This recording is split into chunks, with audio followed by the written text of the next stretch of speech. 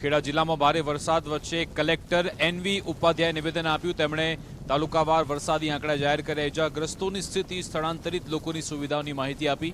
ભારે વરસાદની આગાહીથી નાગરિકોને સાવધાન રહેવા અપીલ કરાઈ। જિલ્લા વહીવટીતંત્ર એલર્ટ મોડ પર છે।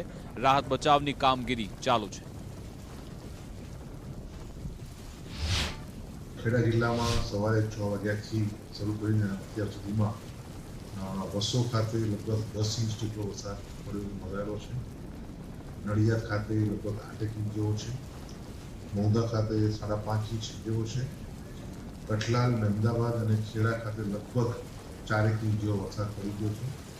અન્ય તાલુકામાં લગભગ 1 ઇંચ સવા ઇંચ જેવો દરેક તાલુકામાં વરસાદ પડ્યો છે। નડિયાદ શહેરમાંથી પાણી ભરાવાના કારણે 45 લોકોને આપણે સ્થળાંતર કરાવ્યું છે। એ જ રીતે મૌદા તાલુકામાંથી 25 લોકોનું સ્થળાંતર કરાવ્યું છે। વસો જ્યાં 10 ઇંચ વરસાદ પડ્યો છે ત્યાંથી 30 લોકોનું સ્થળાંતર કરાવ્યું છે અને માતર તાલુકામાંથી આપણે 55 લોકોનું સ્થળાંતર કરાવ્યું છે।